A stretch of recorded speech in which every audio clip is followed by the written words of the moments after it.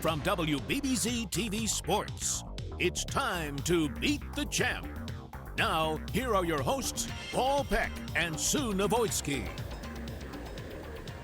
With Hall of Fame bowler Sue Novoitsky and Janelle Saban, my name is Paul Peck, and welcome to Beat the Champ, our second week here at Brad Angelo Lanes in Lockport. And I don't know that we could ask for much better than what we saw in week one when Michael Kemp swept his way to 3 straight wins. I know, we talk about Beat the Champ and how it started with Angelo, and then we come and get these great scores, and now it's going to be interesting to see how he adjusts. He's got to face a left-hander first one out. Sean Dietz, Tim Finkin, Josh Nowak are the opponents. Not a lot of Beat the Champ experience or wins in that group, so Michael's got a chance to keep the role alive. I know, it's just how he reads the lanes and how he takes the success from last week and translates it to how he has to make moves and adjustments today. And Janelle, one of the fun features that we have here in our stay in Lockport is a little contest that's going on, and we've already given away the Storm bowling ball. We've still got some Storm prizes, and I know you're going to take care of that at the end of the show. Yep, definitely. Ron went away with the bowling ball last week, so now today's winner gets to choose between the bag or the jersey. All right, so off to a good start so far. We'll see what happens week 2 of Beat the Champ at Brad Angelo Lanes, so let's get rolling. There's our returning champ, Michael Kemp, on the left, and his opponent in match number 1 will be Sean Dietz, who we have seen a number of times here on Beat the Champ as well too. But boy, I don't know what else, Sue, we can say about what Michael Kemp did last week. An 8-13 series in winning all 3 matches, nearly pulled off a 300 game in the final match. And boy, he found that groove and he just kept pounding those pins down. Well, he's got a great intensity. You know, he's not losing his focus. He has been controlled and really in the moment. 32 years old from Cheektowaga, New York, and a strike to start things off for Michael Kemp. And now we get our first look at his first opponent, Sean Dietz, 22 years old from right here in Lockport. 4th Beat the Champ show appearance for Sean Dietz, 1 win and 2 losses. We saw him at Lucky Lanes earlier on in the year, and he has 1 weekly Beat the Champ win. That goes back to 2016 at the Tonawanda Bowling Center. And a nice strike to start it off for Sean. Speaking of the Tonawanda Bowling Center, that's going to be next month's stop, and this is the weekend for everybody to qualify. Right, because of the holiday last week, everything has kind of been pushed up a little bit. So everything is going on this weekend. This qualifying started yesterday on the 2nd. Today there's qualifiers at 4 and 6. Tomorrow, a long day of bowling, 10 a.m., 12 p.m., 2 p.m., 4 p.m., all qualifiers with the roll-off at 7 p.m. And remember, the top qualifier each month gets that dirt cheap TV, flat screen TV worth $500, so that's on the line. And of course, being on our show is on the line. And joining us on this week's show, the namesake of Brad Angelo Lanes, PBA bowler, Obenauer Masters champion, and legendary Buffalo bowler. How about keep that? Keep it coming. Well, don't stop there. Well, we'll stop there. But Brad Angelo is here. And Brad, we saw some great bowling last week. Is that characteristic of what we see here on a regular basis at the BAL? Well, when this caliber of bowlers come in here, usually the scores are pretty high. I think for the most part, when people bowl their league environment, they like to have a nice time and have an easy chance at 300s. Certainly over the last 20 years, we've seen scoring paces inflate to the point to where there's more 300s than ever before. And you know, this is great for our league bowlers to see, because maybe they'll stop complaining about how tough it is here. And maybe they'll see that, wait a minute, maybe it's just operator error. I don't know. Yeah, that's hard to admit in today's day and age. So I don't want any of my league bowlers to take offense to that now. Now, be careful. I'm just playing. You all know my personality. It's no harm, no foul. 3 in a row to start things off for Michael Kemp. Sean Dietz had strikes in his first 2 frames. Tell us a little bit about the leagues and what you have going on that keeps this place busy. We're continuing to grow. We have some of the hiccups that we've had getting started the first 5 years. Those are finally behind us, and we're back in growing mode again. Mm-hmm. My wife, Michelle, she handles all of the managing and running of the bowling center. You know, if you happen to come in while I'm here and need a pair of shoes, they're on me that day. I don't even know how to ring them up. People are jumping in their car and heading to Transit Road right now. That's fine. You're more than welcome to come on over. Michelle had a dream since we took over that she wanted to have a really nice restaurant here.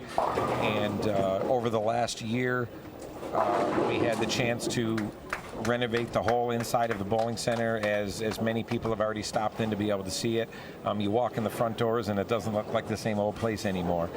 We have a full-time chef that cooks up all kinds of great food. It's not just your normal bowling alley food anymore. There's all kinds of steak dishes and macaroni and cheese dishes and chicken this and that and fish fries, and it's really something special. A lot of the people now, they even come in just to come off the street to be able to come in for a restaurant and be able to come in for dinner. So that's been really helpful in us growing things. Strikes across the board, 4 frames for each guy. Strikes in all 4 of them so far. Lockport is amongst, aside from Buffalo being a great bowling area, Brad, Lockport is an even more special. You've got the legendary Allie Brandt. We've had the show at Allie Brandt Lanes before, not all that far from where we are here. Of course, your dad, Brad Angelo, one of the all-time great bowlers in Western New York, and maybe the greatest beat the champ bowler. So is there something special about this little part of Niagara County that thinks bowling? This is great. All over Western New York, truthfully, and it's not just something that we say. Sue, you know well that wherever we've traveled throughout the country, people know little old Buffalo as being one of the best and biggest hotbeds of talent in the whole bowling world. And a lot of the more veteran bowlers will attribute a lot of that to Ben and how he kept strict control over the lane conditions and made sure that the Buffalo bowlers were always bowling on a true certified condition and weren't allowing people to cheat around here. And that's how they got so successful. This feels like a good time to take a short break. We'll be right back with more action on Beat the Champ. Welcome back to Beat the Champ. Let's get back to the action here on WBBZ-TV. We're back here with Beat the Champ with our new defending champion. Got that monkey off your back. We talked about that a little bit. Shot 8 out 13 out there last week. Think you can keep it going this week? I hope so. I mean, I feel good. I'm throwing it good, so just got to keep doing it. Did you see a lot of changes in the lanes as you went? Did you make a lot of moves? I didn't necessarily move. I just sped it up a little bit, and it's holding, so it's pretty much the only adjustment I made. So that's a big part of the game, though, making the adjustments. Good job last week, and good luck today. All right, thank you. I'm here on Beat the Champ with Sean Deetz, a man I can call teammate, right? We were bowled together on Monday night? Yeah, had some pretty good weeks there. I think we were third for high game for 1 woman and 3 men. That's awesome. I didn't even know that. Well, I know how good you can bowl. I've seen it happen, so I know I'm just going to expect the same today. But there are more and more guys from Buffalo going out and bowling some of the PBA regionals, having some success out on the regional tour. And, Kevin Bianco, after his Masters victory, he gets a shot at bowling against the big-time guys at the USBC Masters next year in Syracuse. Well, even though he's not on this month's shows, one of the first things we learned about Matty Zazowski was that he, bowled quite a few regionals, and he was a PBA member for a little while, on that level, and certainly helped him when it came to bowling, hit the TV show here, because he had a lot of experience and was used to bowling on that level. And so, yeah, in this area, the weekend tournaments, all that plays into a lot of confidence. So as you saw on the Castellone Chrysler Dodge Jeep Ram scoreboard, Michael Kemp is perfect through 7. Sean Deetz was perfect through the first 5, an open in the 6th, a strike in the 7th, and now a challenge here for the spare in the 8th frame for Sean Deetz. But, well, I tell you what, Michael Kemp has just been putting a lot of pressure on people. And a good spare pickup for Sean Deetz here in the 8th frame. I have to ask you, Brad, because every house has its characteristics, and we didn't build these houses. They come with their characteristics. Judging from how this match started, it looked pretty even fair on the right and the left. Sometimes lanes will, you'll favor one or the other. Do you see pretty consistent scores between the left-handers and right-handers here? You know what? This always was a traditionally lefty-dominated house. Since we have taken over, we've tried to even that playing field as best as we can. I think they're very playable on both sides of the lanes here. Dave Bunn, one of the other stars from the Lockport area, he bowled here in the league a couple years ago and averaged over 240. So, you know, I don't know if it's really one is really easier than the other. I think when it really comes right down to it, there's certainly an easy shot to the pocket. It's whether or not you're able to execute and do your job of getting there. And you see the first non-strike from Michael Kemp in this match. Came on that throw in the 8th frame. What's the challenge on this one, Sue? Little spare pickup. This is a difficult. I was going to say, this is a little unusual. You have to hit the 2-8 straight on and get a bounce. All right, so that brings Sean right back into this match a little bit with as they both had open frames here, and makes things a lot tighter as we head down the stretch.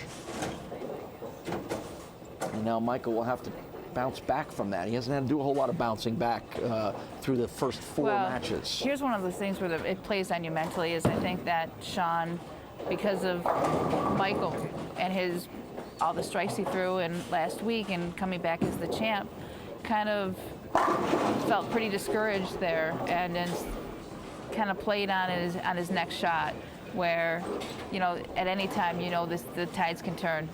Well, they can, but he got up and he stepped up and did his job and regrouped and stuffed another one in there. So he's got a commanding lead in this game here. We're coming up into the 9th frame here for Sean. Sean, to have any chance at all, he needs to make sure that he strikes out, which he did not get that one there. So he's in a little trouble here. Missed the pocket there, did Sean Dietz, and things are starting to struggle a little bit for Sean here down the stretch. Wasting no time, pulling off that 9th frame spare.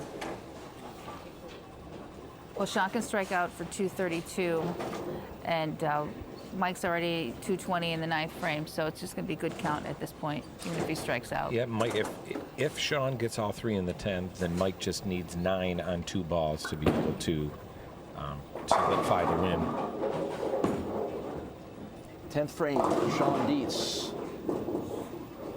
And 1 pin remains there, so looks like we're headed towards another Michael Kemp victory. Would be his 4th in a row. And that's a miss on the spare there by Sean. A little disappointing for the Lockport native.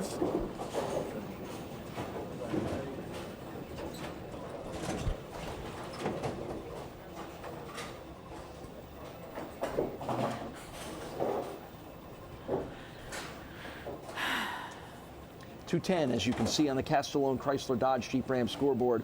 That's the final score here for Sean Dietz. So Michael Kemp in control here, working his way towards another victory. So things going to quiet down here a little bit, Brad. Summertime now. Things going to quiet here a little bit at Brad Angelo Lanes. Yeah, you know, it just as anywhere around Western New York. Once the weather gets warmer. Except for us, keeping everybody busy. Well, hey, you know, as if you're hungry, stop over and eat. You don't have to come in and bowl. That's for sure. That's true. But it does. It slows down here throughout the summer, as it does in most bowling centers, just because people want to be outside, and I don't blame them. Sure. But people still have to eat, so it would be nice to have our community come out and be able to support our new restaurant and newly renovated facility. Is that part of your business that you're starting to see growing, that people will come here even though they're not bowling, they're going to come here for the food? Exactly. It's called the Back Alley Bar and Grill. My wife named it after a little old place that she had back in the day out in Southern California, and hopefully people can come and check it out. 233 to 210, the win for Michael Kemp. We'll talk to Sean and we'll get you ready for Michael's next match when Beat the Champ continues from here at Brad Angelo Lanes.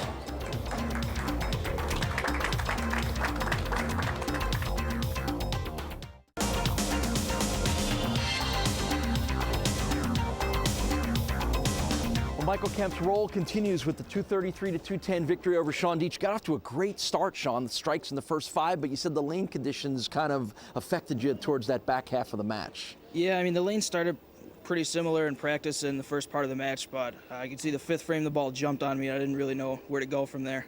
Well, I know where you can go. You can tell the guy who sets up the lane conditions. That's where you can go. But he's going to make you try to feel a little bit better here, Brad. Well, I know it's not a lot in what you were hoping for, but here's the $50, and we appreciate you coming out and supporting what we're doing. You're in the drawing a couple of times, so hopefully we can get you one of the ball bag or the jersey. Okay. All right, so Sean Dietz we've seen him plenty on this show, and I know we'll see him again soon. We know we're going to see Michael Kemp goes for his 5th consecutive win against Tim Finkin. That match is next.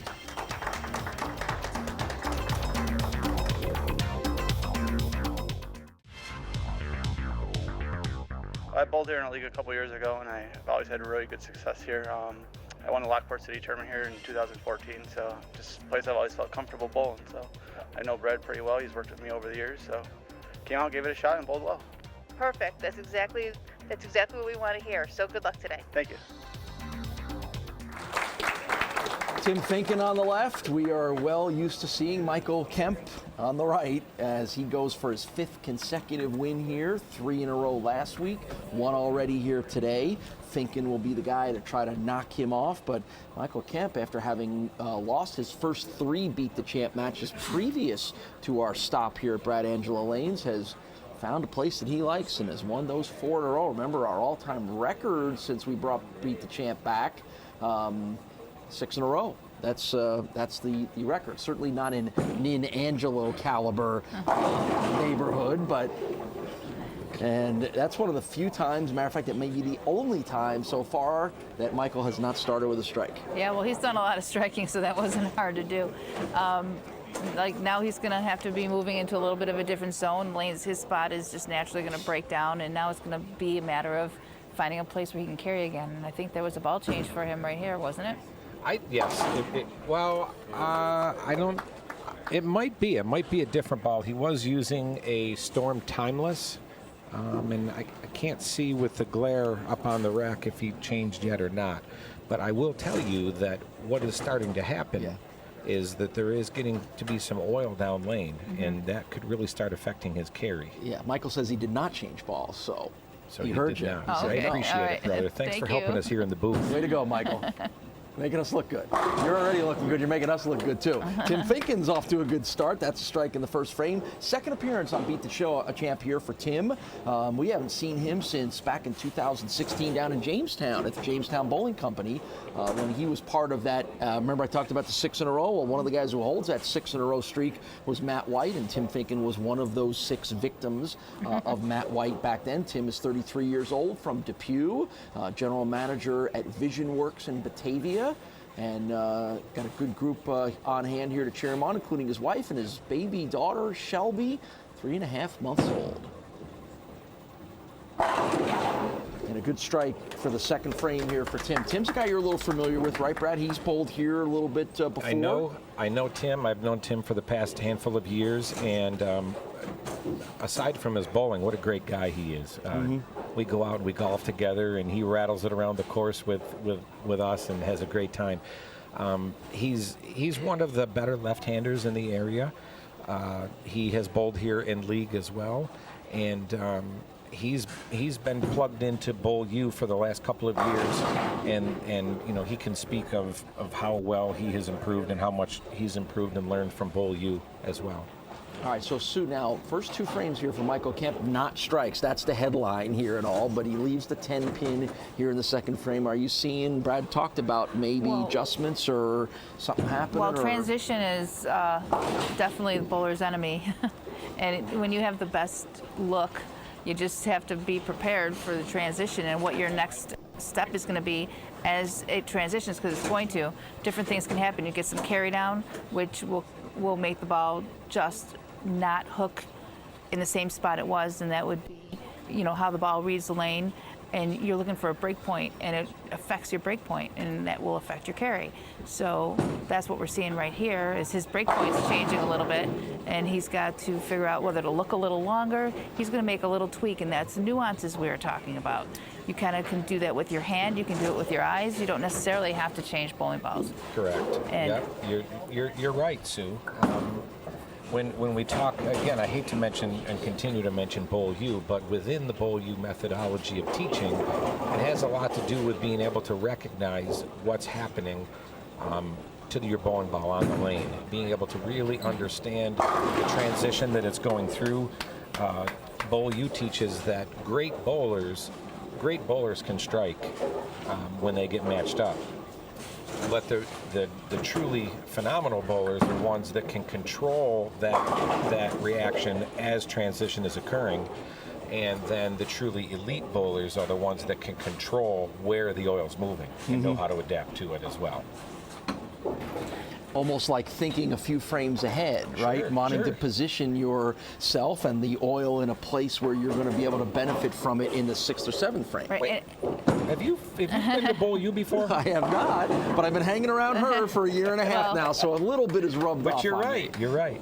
Yeah, and who's on the pair with you, who's bowled before you, who you're following, if you're changing lanes, it all matters because they're affecting where the oil gets moved to, and you've got to figure out how to take your game and make that work for you. I almost make the analogy of a billiards player. If you dabble around and play pool a little bit, the best billiard players are not only the ones that can make that shot, but leave that ball in position for the next shot or two. Exactly. They're thinking 3 or 4 shots ahead. Where am I going to have trouble 3 or 4 shots down the line? So I might need to move that ball after I deflect off one of the other balls. Exactly.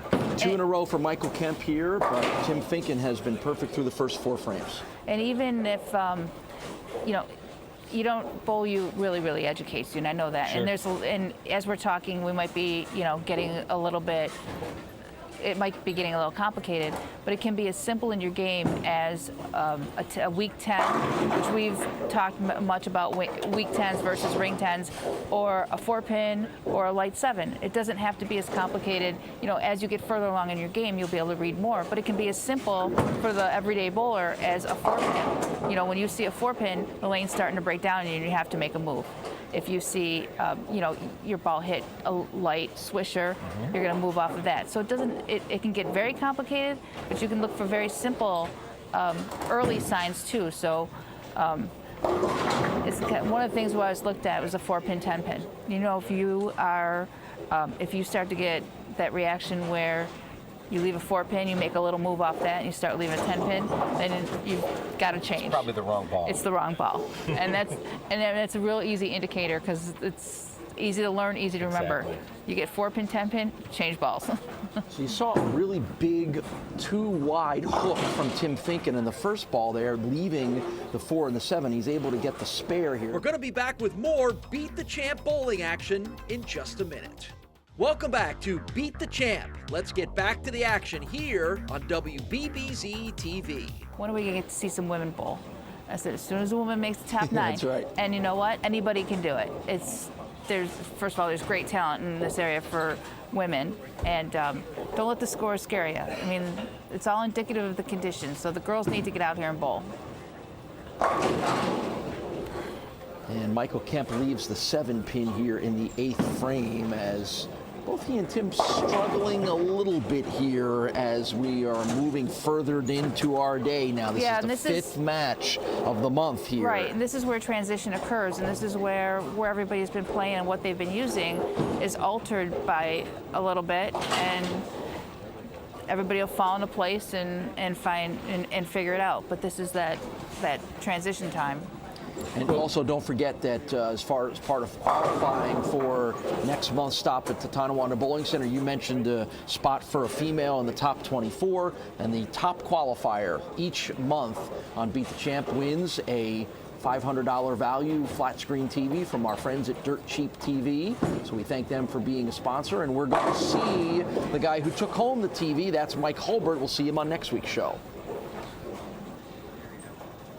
It's interesting to note, with all of these games being bowled right now back to back, what you're starting to see, if we were to take a walk out there and look back on the lane and the shine of the lane, you can see where the oil has been peeled away, and then take it down at the end of the pattern, you can see where more oil has been applied at the end of the pattern. And it's really eye-opening. Not many people have ever really looked at bowling from the pins backwards. Most people look at it from sitting here in the settee area looking toward the pins. And that's some of the stuff that we do in Bowl U. One night during Bowl U, we even take all the oil off the lane, and everybody gets to go all the way down and bowl from right in front of the pins. It's pretty cool. Can anybody be a part of that? How if a bowler or a young person who had a great interest in bowling wanted to learn more and be a part of that, how would they do that? Bowl U is for anybody that wants to get better. We've had youngsters, teenagers, people that bowl in high school. I've had people that bowl in the retiree programs that come, and a couple bowl that are in our senior program here at the bowling center. They're going to plug in this summer.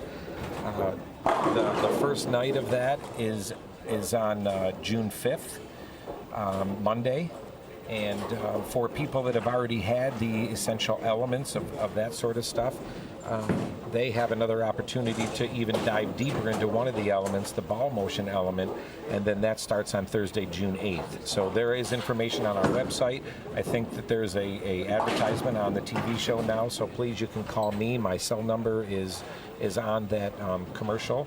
So give me a call if you have any questions, and we'll try to answer whatever questions you have. Interesting stuff, because Sue and I spend a lot of time talking about the non-physical parts of the sport of bowling and how winners and losers are determined by a lot of what Sue tells everyone about the mental part and the adjustments, and that may be one of the best ways for everyone to learn that. Well, I'll tell you what, any Monday or Thursday that you're available, you're welcome to stop in free of charge, because you're my good friends. All right, I love it, because I do need to learn a little more about all this stuff.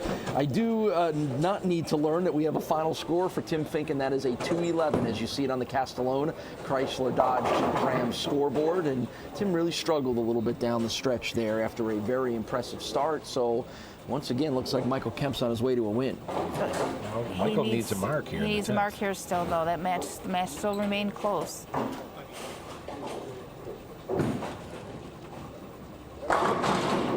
He has to make this 10-pin in order to solidify the win. Yeah, and those corner pins have been kind of bugging Michael here a little bit over the last few frames.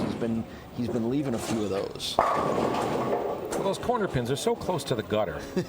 Like, if they could just move them in a little bit. Well, you got some pull. You got a little pull at the PBA level if you want to get some things changed. Well, if it wasn't there, it'd be a 6-pin. All right, Michael Kemp needs this, and he gets it. Glad I didn't jinx him there.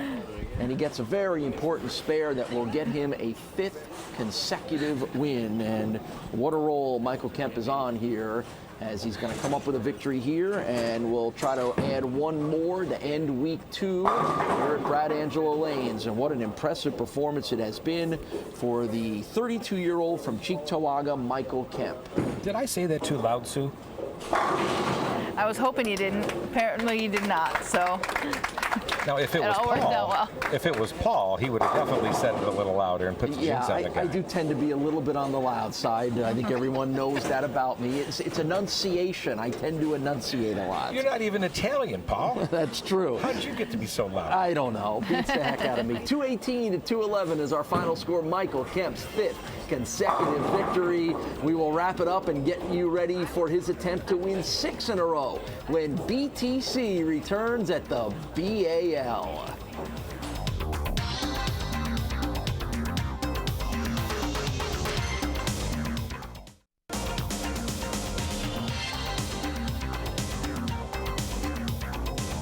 Well, Tim, you and I were joking that you are now the victim of 2 of the longer streaks that we've had, because you lost to Matt White last year at Jamestown, and now you're a victim to Michael Kemp's 5 in a row. Yeah, I'm glad I can contribute to the show and get these guys going. And I bowled another good game. I cost myself 1 frame, but he bowled great. You can't take it away from him. So he's throwing the ball great right now. You seem towards the end of that match, you seem to struggle to find the right spot to get that hook going. Yeah, I was struggling. The right lane was way different than the left lane, so going between the 2 lanes just got in my head and wasn't able to execute some shots. So. Well, we appreciate your help towards making this good television, and Brad's going to try to make you feel a little better here. Well, you can feel a little better when you get to hold your beautiful girl.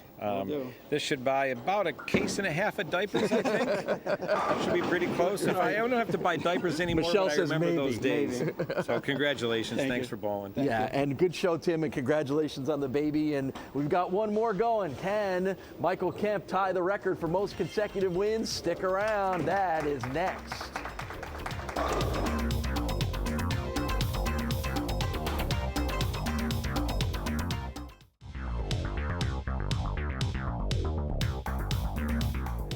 I'm here with Josh Nowak, making another appearance from last month to this month. What did you learn from your experience here last month?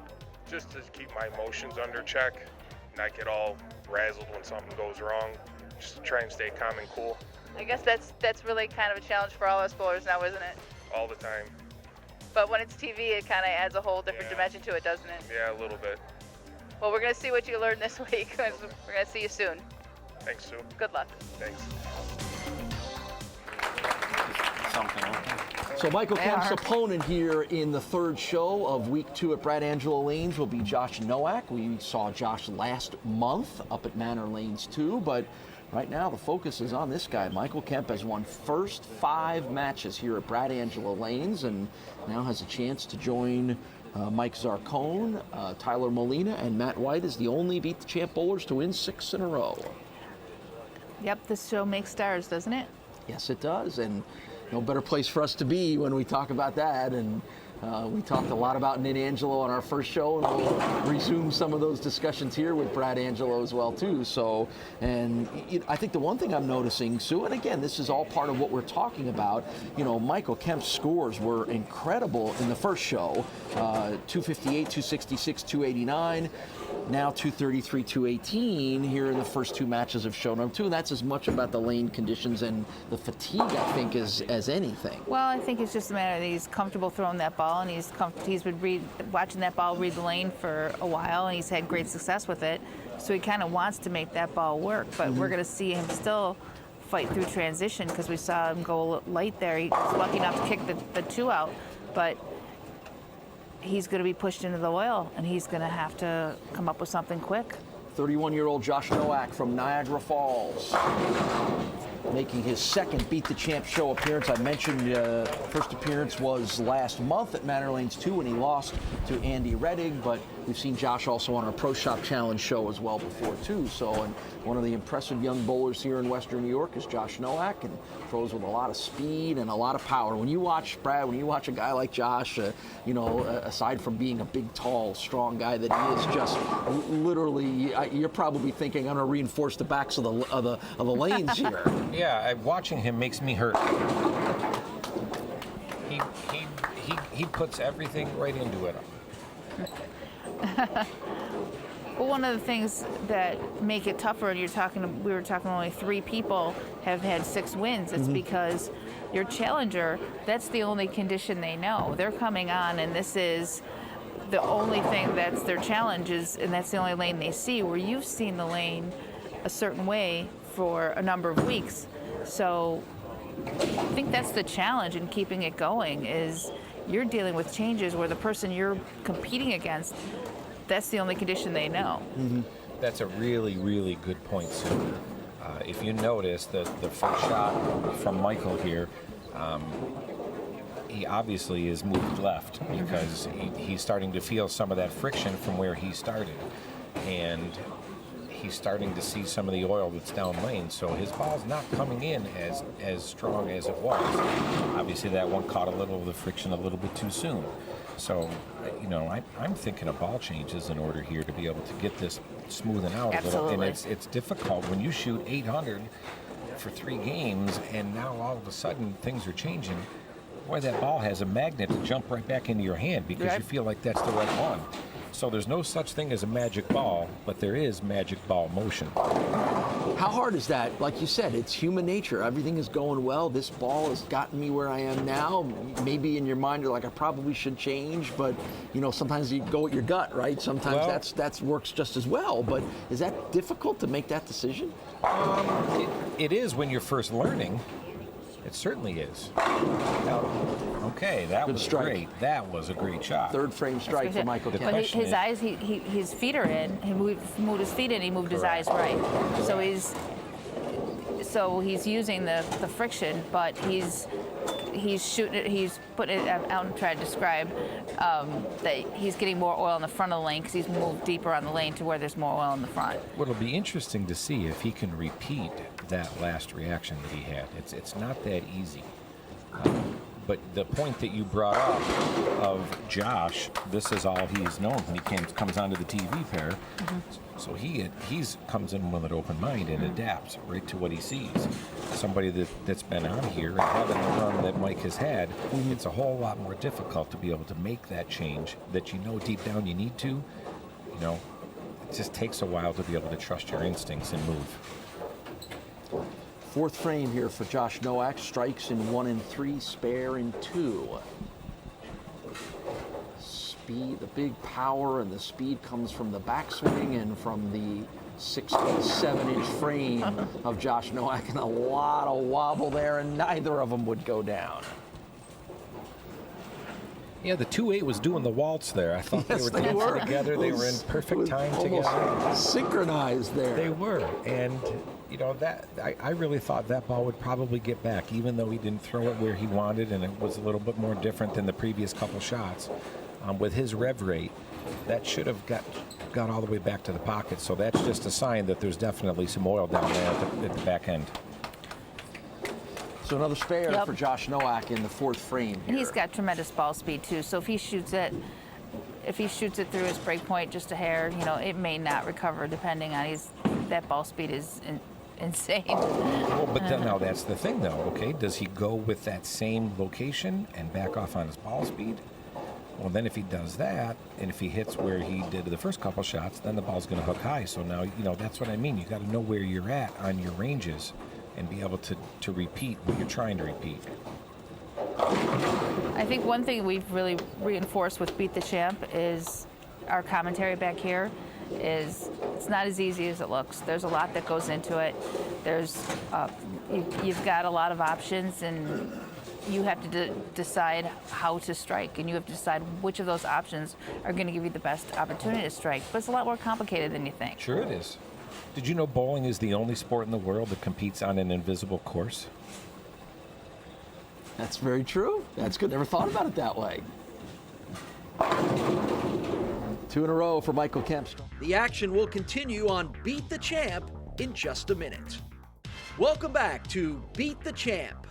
And the only reason I bring it up is because, as we mentioned, the other prominent bowling center here in Lockport, where we've been at before, is Allie Brandt Lanes, to honor the great Allie Brandt, one of the all-time great bowlers. Did you ever think about naming it after your dad at all? Is that anything that ever crossed your mind, making this Brad Angelo Lanes? We did, but he didn't want it. He didn't want it, huh? The very day that we put the sign out front, the day that it was getting delivered, he came over and he sat in the parking lot and watched it go up, and then he came over and he said, wow, that was really something. That was really something, watching that sign go up. And I said, Dad, it's just a sign.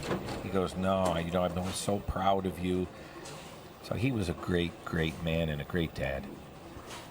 We talked a lot in our first show, and for those people that don't know, Brad's dad, Nin, is one of the all-time great bowlers in Western New York, but holds the record for 19 consecutive weeks of winning here on Beat the Champ, back when you had to win a series in order to be the weekly winner, and that happened back in 1960-61. You got a great picture here at Brad Angelo Lanes with your dad and Chuck Healy, the great Channel 4 announcer who was the host, who did what I'm doing now, but did it way better back in those days, then followed by Van Miller. So it's a great picture, and it's a moment in time shot that if you're in the area, you just got to come and take a look at the shot. That is an amazing picture. Do you keep it in the bowling center? It's in the bowling center. It's going to go in the new restaurant. We're getting ready. We're finishing up renovations. The place where we have it going, we're getting some booths built to be inside the restaurant, and then it's going to go above one of those on the wall. So it's really a special picture. I remember being new to the area, having gotten my first job here at Channel 4 back in the late 80s, and Van Miller was my mentor, and Van, of course, was the next announcer on this show after Chuck Healy, and then going out with Van to maybe the Open Hour one year, and Van telling me, hey, I've got to introduce you to somebody, and it was your dad, and he was the nicest man, but I didn't know, like, you're trying to wrap your head around, like, who is this guy that I have to, this guy, and Van's like, this guy's he's a big deal. He's a celebrity here in this town, and you're trying to wrap your head around exactly. Wait, he doesn't play for the Bills. He doesn't play for the Sabres. But I very quickly learned as my time went on here in Buffalo that not much below the Joe Perreaults and the O.J. Simpsons back in the 70s was Nin Angelo. Well, as I said, he was just my dad. He was the guy that would yell at the umpires during the baseball games and, scream at the guys for the bad call during the football games. And he was just a dad, a typical dad. It was really great growing up in his house. All right, so we're right down the stretch here. We've hit the 10th frame here. Sue, give us the update on this match. It's become extremely interesting because pins count here on this third ball. I mean, it's great that he threw this double because it really forces Mike into a situation where he has to show up in the 10th frame. But count here means a lot. A full count here would bring it to 228, and that would force Mike to have to strike on his first ball. And that would only be with the possibility of he'd have to double for a win, and a strike spare would be a tie. So this is a very important ball for count. Big strike for Josh Nowak in the 10th frame. Yeah, Mike needs a double here. He needs to double the win. He needs the first strike. He needs the first strike no matter what. So the streak of 5 consecutive and a chance to tie for the longest consecutive win streak here on Beat the Champ, at least this version of Beat the Champ, is on the line right here for Michael Kemp. He has won the first 5, 3 last week, the first 2 this week. The 32-year-old from Cheektowaga trying to get himself in that record book needs a double.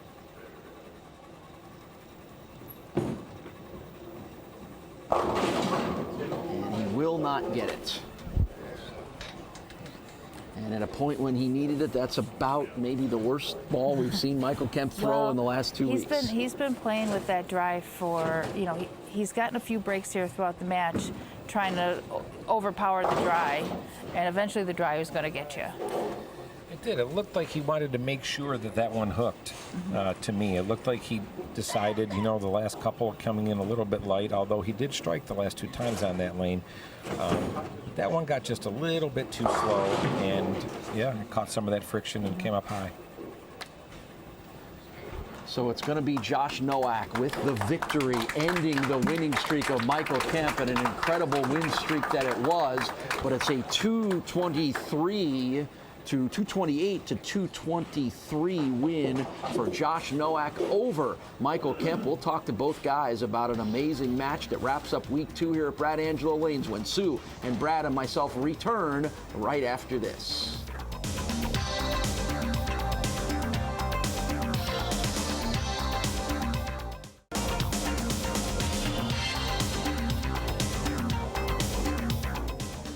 The 228 to 223 victory for Josh Nowak ends the impressive streak of Michael Kemp. And regardless of that last match, Michael, talk a little bit about what you were able to do in winning the 5 in a row. Well, I threw a consistent ball pretty much every shot, so I was carrying for the first few games, and then that last one I kind of had to adjust, so it kind of got lost a little bit. So a couple of shots were a little bit iffy, but can't be mad. Right. How important was the momentum? I mean, once you started, those first couple of matches really got you started, didn't they? They did. I mean, I was feeding off the strikes, and I just told myself, let's just keep going, 2 more at a time. And so. All right. Well, Brad, give him something here to honor this impressive streak that he had. Well, this is quite a streak that you've had. Congratulations. Thanks for coming out and supporting our Beat the Champ here. Hopefully we'll see you back here next year. Okay. All right, Sue, you get the chalk to the winner here. Josh, we talked about controlling your emotions and how that was a factor today that you needed to control.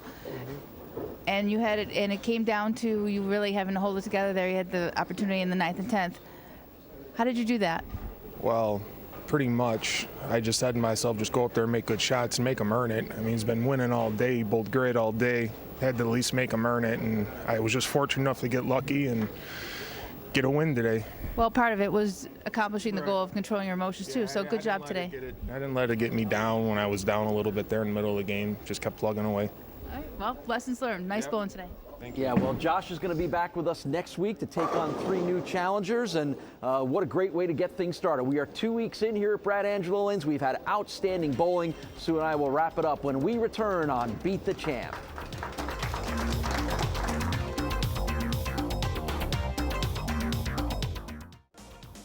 Well, it's always fun to see a bowler get hot and get on a nice little streak. It gives everybody at home someone to root for or maybe against. And Michael Kemp was very impressive in winning 5 in a row, one of the longest streaks we've ever had on the show. Right. Well, it'll be hard not to cheer for him because he's just a really good guy and was really intense and really had such a great shot. And it really is testimony to how difficult it is to keep it going and dealing with transition and all the things we get to talk about on the show. Yeah, and a big win for Josh Nowak, and he will come back for next week's show. But before we're done here, we've got Michelle and Brad Angelo along with Janelle because we got some more Storm Bowling prizes to give away. Yep, Janelle. so this drawing today will be the guy's choice for the bag or the jersey. So let's see who the lucky winner is today. Pick a good one. Digging deep. We already gave away the ball on last week's show, so these are the other prizes that we're going to have. And Janelle, who's got the choice? Eric Weiss. Eric Weiss is the winner. All right, so Eric Weiss will get a chance to pick from the 3-ball Storm bag or the Storm jersey. And we've had a lot of fun giving some stuff away. It's been a lot of fun. We've got more fun to come. 2 more weeks here at Brad Angelo Lanes. Josh Nowak comes back next week. We will all see you then when we return on Beat the Champ.